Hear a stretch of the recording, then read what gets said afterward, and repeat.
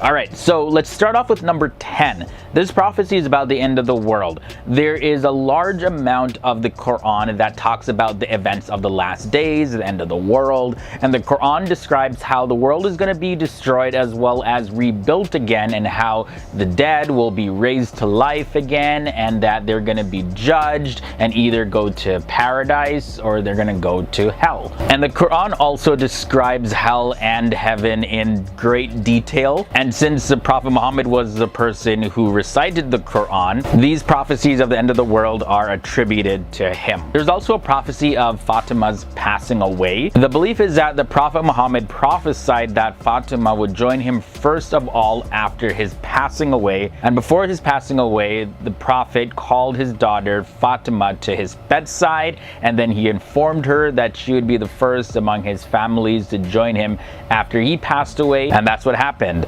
Fatima joined her father in death 6 months later. There's also a prophecy having to do with the fire mentioned by Prophet Muhammad. There's a fire that will appear from the bottom of Aden, which is in modern day Yemen, and it's going to drive people as they try to run away from it to the land of modern day Syria. Then there's going to be a horn that will be blown and everyone will be left in complete terror and horror. Number 7 brings us the prophecy of Pharaoh, that Pharaoh's body is going to be found. Now there's a big debate around this as to the identity of the Pharaoh in the time of Musa or Moses. However, it's believed that based on the Quran that it was actually Ramesses II. He was the Pharaoh at the time. So the Quran and the Bible state that Pharaoh was drowned in the sea. However, the Quran does differ from the biblical account, where it says that the body of Pharaoh was saved as a sign for future generations, and the body of Ramses II has survived in a mummified form. So fast forward to the year 1881, this mummy was discovered among a group of royal mummies that had been removed from their original tombs for fear of people stealing them. So Muslims view this as a very accurate prophecy that the Prophet Muhammad had mentioned. Number 6 is a prophecy of Islam and Islam prevailing. Prophet Muhammad, he shares a prophecy that his religion would prevail over all other religions in the entire world. Now, specifically, this passage says, "It is he who has sent his messenger Muhammad with guidance and the religion of truth, Islam, to make it superior over all religions." And this is referred to in Surah 9 verses 33, as well as Surah 48 verses 28, and also Surah 61 verses 9 in the Quran. We have 5 more prophecies to take a look at in this episode. But before we get into the last 5, I'm just letting you know that we did a series about the 10 worst haram things in Islam. I have a link to it in the video description section below. It's a 5-part series where we explore things that are forbidden in the religion of Islam in hopes that people can, see a different perspective of why certain things are forbidden in the religion. It also serves as a reminder for Muslims as well. So definitely check it out. Again, there's 5 parts, but you can start with part 1. I'll link to that below. Next up at number 5, there is the prophecy of 3 trials. It's believed that 3 trials are gonna hit the Muslim world before the Antichrist shows up. There's a trial of retreat and war. Then there's a trial of false happiness, and this is going to come from a man, a descendant of the Prophet Muhammad, but he will not be a very good person. People are going to start to resolve their differences with this weak and very unstable leader that's going to show up. Then the trial number 3 is that there's going to be a huge catastrophe that's going to hit every single person in the Muslim world, and when people start to think that it's over, it's going to hit them again. And at the end, there's going to be 2 groups of people. One group is going to be of complete pure belief, and the other group is going to be full of hypocrisy. Now when this happens, Muslims are told to look for the Antichrist to appear at any minute. Another very popular prophecy is of Ya'juj and Ma'juj, aka Gog and Magog. They are going to be released. Their army is going to be swarming down a very rugged, elevated terrain, and they're going to come down to destroy anyone and anything that they can find. People will set up defenses in their cities, and it's said said that Jesus is going to lead his followers to take up a defensive position up in the mountains. And then when they think that they have destroyed all those on the earth, Yajuj and Majuj will try to kill those that are up in the elevated area. And that's when Jesus and his followers will pray to God, and God is going to send a disease that is going to completely destroy Yajuj and Majuj. Then from there, there's going to be a heavy rainfall, and then the earth will produce its fruit again, fruit and vegetation. Yajuj and Majuj, they're described as having round faces, very small eyes, and black hair with reddish yellow highlights. They're very monstrous looking people, but they still are humans. The prophecy of Dajjal is also a very popular one mentioned by the Prophet Muhammad. Prophet Muhammad told his followers that the false Messiah would come and misguide a lot of people.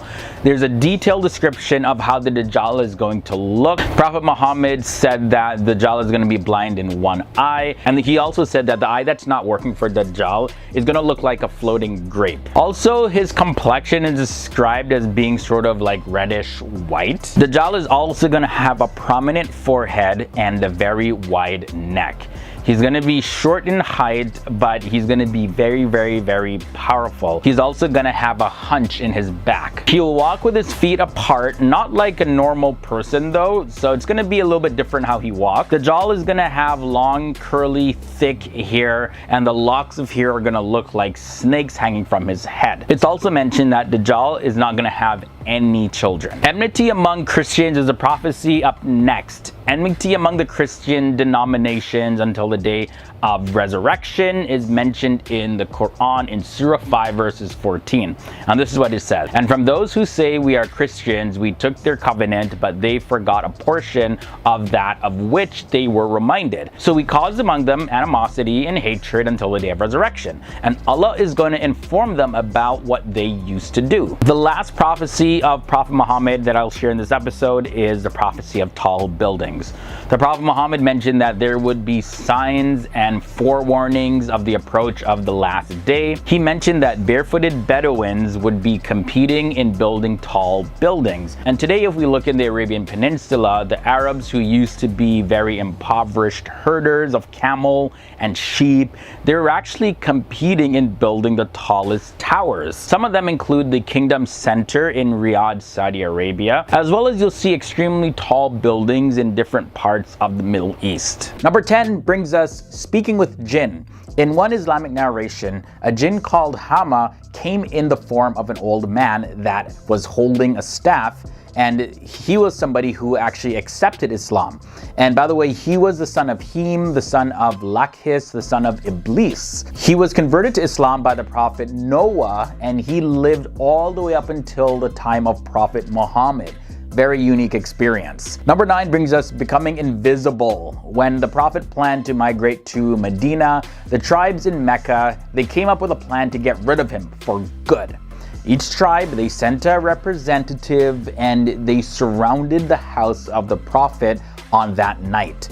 But Muhammad, he just walked out right in front of them and nobody saw him at all. They were completely blinded to him. Another miraculous event of Prophet Muhammad was the horse in the sand incident. The Prophet Muhammad and Abu Bakr, they were on their way to Medina when they were being followed by an assassin named Suraka. And Abu Bakr, he started to get a little bit worried and a bit fearful, but Muhammad looked at him and said this: "Don't be sad, Allah is certainly with us." Then from there, he looked towards the assassin, Suraka, and his horse's feet started to get stuck in the sand. And Suraka initially was able to free his horse's feet from the sand and from getting stuck. But when he tried to continue to follow the Prophet Muhammad, well, his horse's leg got stuck again and smoke started coming out of the sand. And that's when Suraka realized that, yeah, he did not stand a chance. So he had to turn back and go where he came from. The miracle at number 7 has to do with water flowing from Muhammad's hands. There was a time when the Prophet Muhammad was with around 300 of his companions, and they were in a place called Zara. And the time of the day was about the time for the afternoon prayer, but the people, they couldn't find any water to make wudu or wash themselves. And the Prophet Muhammad, he told them to look for just a little bit of water, just a little bit. And when they found that, then he dipped his hand into it, and that's when water started to flow from his hands like a fountain. And all 300 people there made wudu, so they were able to wash themselves, as well as they could use the water for other purposes. Number 6 brings us healing sick people. In one Islamic narration, one of the Prophet's companions was hit with an arrow in the eye. Ouch! Now the arrow was so deep that it went through the back of his head. But Muhammad simply placed his hands over his companion's eye and everything was healed, just like that. The miracle halfway in at number 5 is food increase. So the Prophet Muhammad, he actually fed more than 100 people from very small amounts of food. Whenever he placed his hands on any food, it caused it to increase and everyone could eat till their stomachs were filled, as well as there were foods left over. And in one narration, he fed more than 100 men from a cup of milk. Each person was able to drink milk until they were filled, and actually they didn't have to refill the cup at all. Each of the men, they drank to their satisfaction, and the cup still was filled with milk as if nobody drank from it. So imagine seeing that. Mind-blowing. Now, this is a big event coming in at number 4, the Isra and Miraj. This was very miraculous. Known in English as the Night of Journey and Ascension, this is reported to be one of the most amazing miracles of the Prophet. It's called Al-Isra wal Miraj in Arabic. And this was a night where the Prophet Muhammad, under the guidance of Archangel Jibril, traveled to Kaaba in Mecca to Al-Aqsa Mosque in Jerusalem, and then up into the heavens. And on this journey, it was pretty phenomenal. He met some prophets of old. He met prophets like Musa or Moses, Isa, also known as Jesus, and Ibrahim, also known as Abraham. He led them in prayer, and he reached a very high place where he could even hear the pens that were writing people's good deeds or bad deeds. He also was able to see heaven and hell, and he was elevated into the presence of God. But he, of course, was not able to see God's face at all. The miracle at number 3 is the Prophet Muhammad communicating with objects. There's been reports of several occasions where trees and stones and mountains and even the sand would actually acknowledge the Prophet when he passed by. But there was one incident where one Jewish woman, she was roasting a goat and it was filled with a very strong poison. So she sent it to the Prophet Muhammad and the people with him to eat it. But before the Prophet ate, the goat spoke to him. The roasted goat, spoke to him and told him that there's poison here, so don't be eaten. So Prophet Muhammad was able to avoid eating the poisonous food, as well as warn the people with him to not eat. Miracle number 2 is splitting the moon. So the polytheists at the time of the Prophet, they kept insisting that they wanted to see a miracle, they wanted to see a sign. And they said that they will believe if the Prophet could actually show them the splitting of the moon in half. So when Allah granted the Prophet Muhammad this ability, he called them all to one place to witness this. And that's what he did. He split the moon in 2.